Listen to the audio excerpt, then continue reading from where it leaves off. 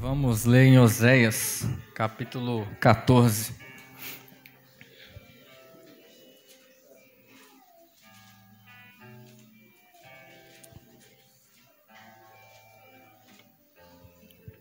Não tem jeito, né? Sempre na hora de pregar dá um friozinho na barriga.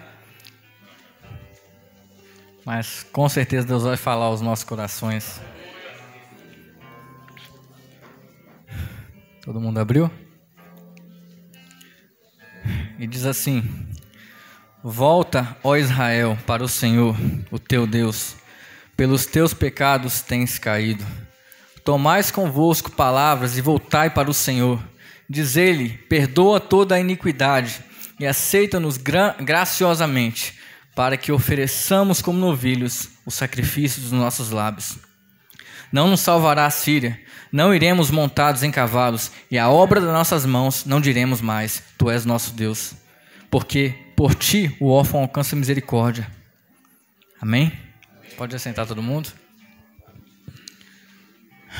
Confesso que quando o pastor me perguntou se eu podia trazer a mensagem, não tem jeito, a gente sempre fica meio receoso, né? A gente fica meio tímido. Mas abrindo ontem, olhando a Bíblia, meditando na palavra, o Senhor me trouxe a esse trecho aqui. Quando Deus começa falando para Israel: Israel, volta. E é engraçado porque geralmente as mensagens que eu costumo falar, geralmente é mais nesse intuito, não sei porquê, mas me comove quando Deus, o Todo-Poderoso, ele vai direcionar ao pecador, sabe? Não tem jeito. Eu fico até um pouco repetitivo, mas não tem jeito. É assim que Deus me toca. Então, em Oséias, no último capítulo, Deus está falando para um povo, para ele voltar aos caminhos do Senhor. E para a gente entender melhor essa história, seria interessante a gente começar lá no início do livro de Oséias.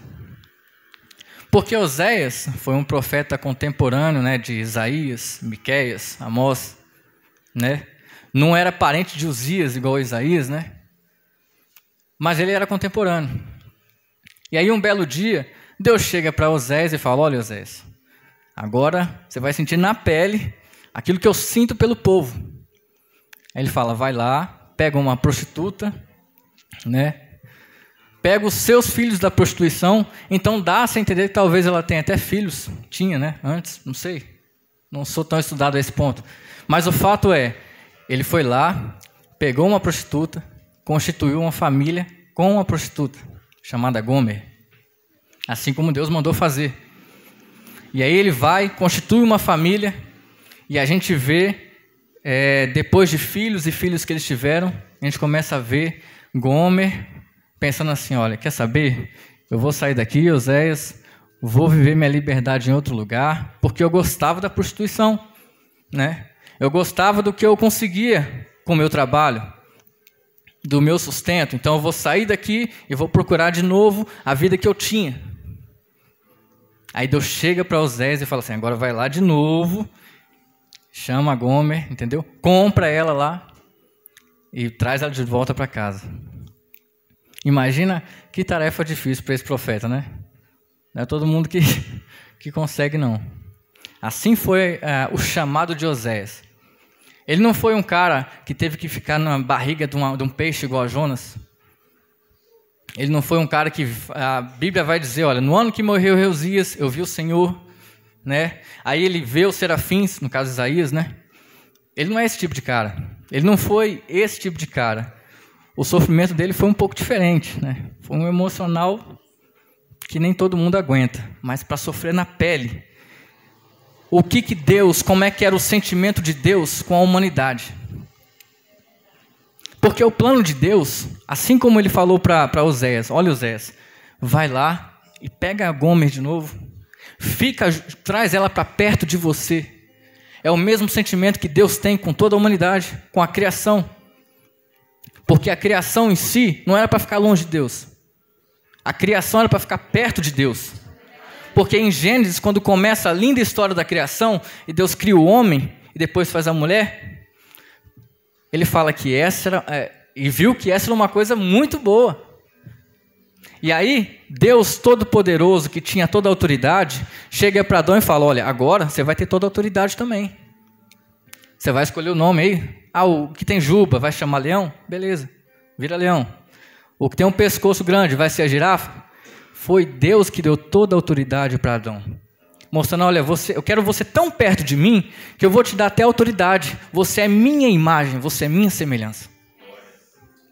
E aí começa o plano de Deus. E como é que a gente sabe que Deus queria a gente perto? Porque a Bíblia diz que no Jardim do Éden existia uma árvore que dava vida, do fruto da vida. Então, com certeza, Deus não queria que o homem morresse, não era plano de Deus que a humanidade se perdesse. Então, o homem começa, aquilo lá já não estava tão bom para ele. Né? Assim como o Gomer, deixa eu caçar um outro meio aqui. A vida é importante, Deus, mas eu quero conhecimento. Aí ele vai para a árvore do bem e do mal. E aí, automaticamente, a morte começa através do pecado. E não era da vontade de Deus que isso acontecesse. E aí, depois que Adão e Eva pecam, Deus aparece e eles se escondem. Mas Deus foi se fazer presente ali naquele meio. Ele foi ficar perto de Adão. Ele não chegou como quem acusa. Ele falou, Adão, cadê você? E aí Adão se esconde. E aí, a gente sabe da história, não vou me alongar muito nos detalhes, mas aí ele se esconde porque estava nu. E Deus, como se quisesse dizer, o seu problema é nudez? Vai lá e faz uma roupa para Adão, né, com pele de animal. E aí alguma coisa é quebrada, né? Porque foge do normal. O plano foi quebrado pelo próprio homem. E aí Deus vai criando um jeitinho, né? O homem se afastou, Deus vai lá e pega de novo. E fala, tá bom, vou ensinar vocês agora a fazer sacrifício, porque com o sacrifício, com o seu melhor, você pode alcançar perdão. Então começa o sacrifício lá de Caim e Abel. Caim vai entregar o que ele tinha de melhor, ou o que ele achava que era o melhor, que eram as frutas. Abel vai entregar o que era mais importante, o seu novilho. E aí Abel, todo mundo já conhece a história, que o sacrifício de Abel chega até Deus, o de Caim não chega. E aí tinha tudo para dar certo, né? Deus já tinha mostrado um caminho. Olha, vocês pecaram? Pecaram. Então agora eu vou mostrar como é que vocês vão se achegar a mim. Dá o seu melhor para mim, né? E aí era para tudo deslanchar. Até que Caim não gostou de ser rejeitado. Aí de novo o homem se afasta de Deus novamente, né? Aí Deus levanta e Caim mata Abel. Aí Deus levanta o outro irmão, nasce Sete, se eu não estou enganado. Aí de Sete nasce uma geração que busca mais a Deus. Vem Enoque, e a Bíblia diz que Enoque andava com Deus, ou seja, está voltando de novo aos trilhos, né? Aí de repente aparece tanto pecado na terra que Deus vai e faz o dilúvio acontecer e fala, não, pelo menos eu vou salvar Noé. E aí tem Noé. É como se a multidão, a humanidade, a nossa essência, ficasse o tempo todo correndo de Deus. Deus vai, pega como se fosse uma galinha que abraça os pintinhos, e de repente o pintinho sai de novo. E aí Deus continua, faz uma nova, chama Abraão. Dessa vez ele pensa, não vou chamar toda uma nação, eu vou tirar um indivíduo e dali eu vou formar a minha nação. Então Deus chama Abraão, fala para Abraão, sai da sua terra, da sua parentela, que eu vou fazer de ti uma grande nação. Então Abraão sai, aí a gente conhece a história de Abraão, depois vem Isaac, depois vem Jacó, né? E de Jacó vem o nome Israel. E dali Deus cria uma nação inteira, que até hoje existe. Mas aí não estava tão bom para Israel, porque Israel acaba sendo preso pelo Egito, fica escravizada no Egito, porque se esqueceu de Deus. De modo que toda vez que nós nos escravizamos é porque nós nos afastamos de Deus. Porque com Deus há liberdade. Então se você está preso, se nós estamos presos, pode ter certeza, porque a gente não está perto de Deus, que a gente não está em Cristo. A liberdade que muitas vezes a gente acha que tem fora de Cristo, fora de Deus, é uma prisão muito bonitinha, mas que a gente só se dá conta depois. Então então Deus levanta Moisés. Eu vou salvar meu povo. E aí Deus levanta Moisés, e a história é bonita. Tem as 10 pragas no Egito, né? E o povo sai. Aí Deus vai e faz o mar se abrir, e o povo passa em terra seca. E aí mata depois os egípcios que estavam atrás dele. A Bíblia vai dizer que o povo de Israel canta, se alegra, né? Fica toda satisfeita. Miriam canta por causa daquele grande livramento, né? Estão agora em outra terra, vão em busca da terra prometida. E aí é só Moisés dar as costas mais um pouquinho, que o povo vai fazer um bezerro de ouro, vai adorar alguma coisa que não seja Deus. Deus dá uma bênção, Deus dá um livramento, e depois de um tempo a pessoa quer voltar para o lixo de novo. Aí Moisés volta, a gente já conhece a história muito bem. E aí a nação de Israel vai continuando. Deus começa a criar juízes, levantar juízes para livrar a terra de Israel. E aí o povo vai, parece que é uma novela que vai se repetindo o tempo todo a mesma coisa. Porque estava todo mundo bem. Deus era o rei de Israel. Aí Israel pensa, não, mas eu estou querendo um outro rei. Eu estou vendo as outras nações ali que tem vários reis. A gente quer ser igual aos outros. E imagina Deus pensando, mas eu não fiz vocês para serem iguais a ninguém. Eu fiz vocês para serem diferentes, separados. Por isso que eu chamei Abraão. Mas Deus vai e levanta Saul. E depois de Saul, Deus vai levantando Davi e por aí vai. Deus vai sempre levantando alguém, tentando achar um jeito da nação, do povo dele, se aproximar de Deus cada vez mais. Independente dos seus pecados, Deus mostra como resolver sacrifício, Deus mostra a palavra, Deus mostra as leis através de Moisés, porque é como se a Bíblia fosse um livro, é como se fosse uma parte toda de amor, mostrando com a humanidade, olha, eu amo vocês. Eu sou um Deus de justiça, sou um Deus santo, poderoso, sim, mas eu sou todo o amor. Eu não tenho amor, eu sou a expressão do amor. Então ele continua, aí Deus levanta reis, e aí Israel começa a ter reis, e começa a ter dificuldade. Aí, além de Deus levantar as leis, levanta os reis, depois ele levanta os profetas. Porque ele levanta, a gente pode contar Isaías, Jeremias, o próprio Oséias, Miqueias, e vai levantando todo mundo para mostrar, volte a mim, Israel. E aí a gente chega nesse período, onde Deus fala assim, Israel, volta para mim. Porque se fosse eu ou você, irmão, a gente já tinha deixado de lado, né? A verdade é essa. Já pensou? Quem é que faz isso? Oséias. Se não fosse a graça de Deus ali, ele também teria deixado de lado. E se a gente pensa que isso acontece só no Antigo Testamento, né? A gente pode pensar, nossa, mas que povo duro, né? Que povo de dura serviço, que povo esquisito. Se fosse eu, isso não acontecia, não. Mas, irmãos, era o povo que viu milagres que a gente não viu. Então, se tinha um povo que tinha fé, era para ser eles ali. Se era um povo assim que foi tocado por Deus, tinha que ser eles. Moisés viu a sarça pegar fogo, o povo viu o mar, sabe? O povo viu o mar se apartar em dois, para eles poderem passar. O povo viu pragas no Egito.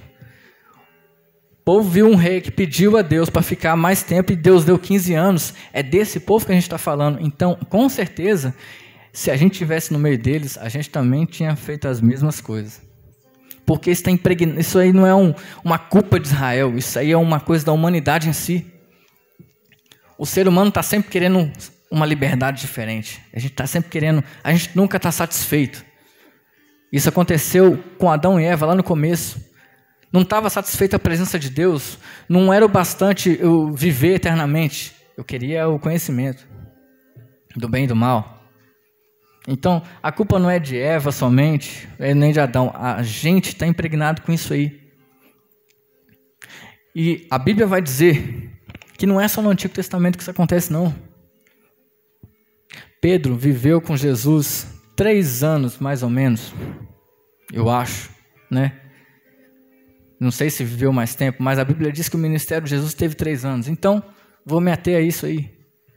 Ele vive milagres. Foi o Pedro que chegou para Jesus, quando Jesus falou assim, e vocês, quem que vocês acham que eu sou? E Pedro chega e fala, Jesus, eu sei que tu és o Cristo, o Filho de Deus. Eu sei. O mesmo Pedro que falou isso, foi o que negou. Que quando Jesus falou, Pedro, antes do galo cantar, você vai me negar 3 vezes, cara. E eu sei que você vai fazer isso. Isso aconteceu com Pedro. João Batista, quando estava na prisão, até ele passou por um momento que ele falou, olha, vai lá, pergunta se é ele mesmo que é o que a gente estava esperando. E aí a Bíblia diz que quando os discípulos perguntam, Jesus começa a fazer milagres e milagres. Surdo começa a ouvir, mudo começa a falar, para mostrar para João Batista, sou eu mesmo. Sou eu que sou o Cristo. Mas até João Batista passou por momentos de falta de crença pelas circunstâncias da vida. A gente vai ver Ananias e Safira. Para eles não estava bom somente servir a Cristo, ser verdadeiro, né? Não precisava dar nada se não quisesse. Mesmo assim, eles queriam aparecer como quem estava dando muito dinheiro na obra de Deus. E eles morreram. Romanos vai dizer, que Paulo vai citar o próprio Eclesiastes, que ele vai falar, não há um justo. Vai dizer assim, tanto gentios como judeus são iguais. Romanos 3, vou rapidinho aqui olhar.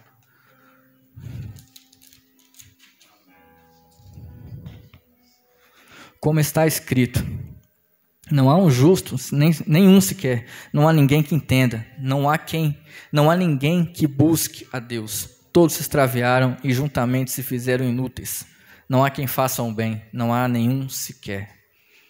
Então não adianta pensar que o povo de Israel era diferenciado, o povo era duro. A gente que tem que ter a noção que nós somos duros de coração. É a gente que precisa de Cristo a todo momento. E Paulo vai continuar. Ele vai falar, Romanos 3, no próprio capítulo, ele vai citar 23, versículo 23. Pois todos pecaram e destituídos estão da glória de Deus, sendo justificados gratuitamente pela graça, pela redenção que há em Cristo Jesus. É interessante quando o irmão citou mais cedo, ele falou, mas é uma palavra de exortação, é uma palavra dura. Mas é isso que Deus quer de nós, que a gente se volte a Deus. Porque não há nenhum justo, não. É tanto o judeu quanto o gentil, estava todo mundo debaixo de um pecado. Até vir Cristo Jesus, com a cruz, com a redenção, com um dom gratuito, né, para cada um de nós. E aí quando Deus vai falando em Oséias para Israel, parece que é um contraste, porque no capítulo 13, ele vai falando, olha, eu estou irado com vocês. Eu não aceito vocês terem outro Deus além de mim, não existe outro Deus, e vocês estão indo para outro caminho. Eu estou com raiva de um povo que não me ama, é um povo que não me escolhe por mim. Mas em seguida ele fala, volta Israel. Volta, ó Israel, para o Senhor teu Deus, porque pelos teus pecados tens caído. E ele vai falar, eu sararei a sua apostasia, eu voluntariamente os amarei, porque a minha ira se apartou deles. Eu serei para Israel como orvalho, ele florescerá como lírio, e espalhará as suas raízes como cedro do Líbano. Se estenderão seus ramos, e a sua glória será como o da oliveira, o seu odor como o cedro do Líbano. Voltarão a habitar na sua sombra, serão vivificados como trigo e florescerão como a vide. A sua memória será como o vinho do Líbano. Ó Efraim, o que mais eu tenho com os ídolos? Eu te ouvirei e cuidarei de ti. Eu sou como o pinheiro verde, de mim vem o teu fruto. Olha que declaração de amor com o povo. É uma coisa assim que foge da nossa lógica humana. Não tem lógica. É um amor que não se encaixa. É uma coisa que transcende a nossa lógica. É como se alguém chegasse para a gente e falasse, não, mas 2 mais 2 é igual a 5. Não existe. A nossa lógica sabe que 2 mais 2 é igual a 4 na matemática. Então, como que tem uma lógica de um Deus como esse ficar o tempo todo, vem cá, chega para cá, Carlos, entendeu? Não, você errou ali, eu vou te dar outra chance. Chega para cá, eu vou te dar outra chance. Aí quando Pedro vai falar, tá, então quantas vezes nós temos que perdoar? 7 vezes? Como se achasse que era muito. Não, 7 é o número da perfeição, agora eu vou dar uma resposta boa. Aí Jesus fala, não, é 70 vezes 7 então. E eu arrisco dizer que se Pedro falasse é 100 vezes, Jesus ia falar, é 100 vezes 100. Porque não tem limite, transcende a nossa lógica, o modo como Deus age. O jovem mancebo rico também era aquele que fala, ele achou que estava tranquilo. Ele estava de boa, estava tranquilo, tinha uma vida agradável, muito bom. Glórias a Deus por isso. Mas quando Jesus fala, então vem, me segue, larga tudo que você tem, vende tudo, dá aos pobres. Ele se entristeceu e saiu. Porque não bastava somente estar ali na presença de Jesus. Ele tinha que realmente entender que o que ele entendia do Evangelho e da vida não significava nada se ele não se desfizesse do que ele... Ele era cheio de si, vamos pôr assim. Então, se a gente não se desfaz da gente mesmo, se a gente não batalha numa guerra interna com a gente mesmo, a gente nunca vai entender o reino de Deus. Quando Jesus chega e fala, não cuideis vós, que eu vim trazer paz, eu vim trazer guerra. É uma guerra que não é física não, mas é uma guerra espiritual. A minha carne quer uma coisa, mas eu sei que eu tenho que querer outra. A minha carne quer ir por um caminho, que para mim faz muita lógica, mas eu tenho que me esvaziar de mim mesmo, tenho que tirar tudo que eu acho que sei, para estar em Cristo. Ou seja, até o jovem mancebo, que já é no Novo Testamento, já não estamos mais falando do Antigo Testamento, até o jovem rico, ele também saiu de Jesus. Porque aquilo que ele achou que Jesus ia falar, não foi o que realmente Jesus respondeu.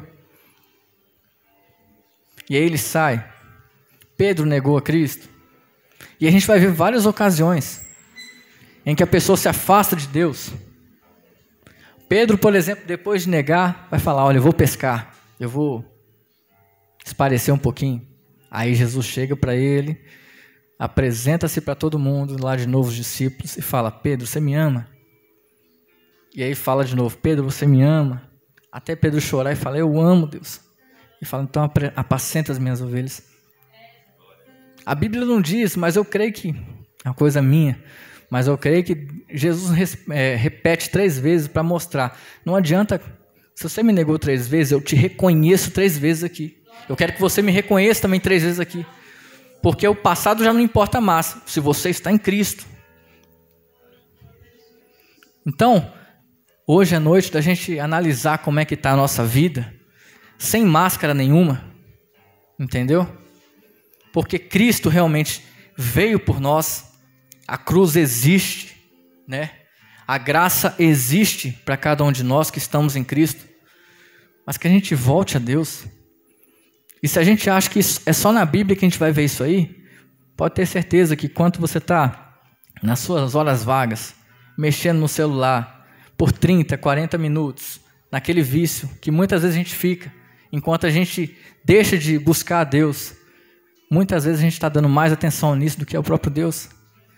Pode ser, não é um bezerro de ouro, de jeito nenhum, mas é uma coisa que a gente muitas vezes venera. Quantas vezes a gente vai ler a Bíblia e dá sono? Né? Quem já passou por isso? Então, eu também. Ou você vai sentar para orar, começa a abrição de boca, né? Às vezes não está fazendo nada, aí não dá. Quando você vai orar, vai ler a Bíblia, começa. Jesus veio trazer guerra. E é uma guerra interior. Aquele que vira após mim, negue a si mesmo. É difícil. Eu quero uma coisa, mas não é o que Jesus quer. E aí? Eu quero viver a vida como eu vivia antes. Não dá, cara. Negue a si mesmo. Jesus, ele não veio mostrar uma coisa muito complicada, não. É fácil de entender, mas é difícil de fazer. Negue-se a si mesmo. Eu gostaria de louvar uma canção aqui. Eu gostaria que os irmãos ficassem de pé.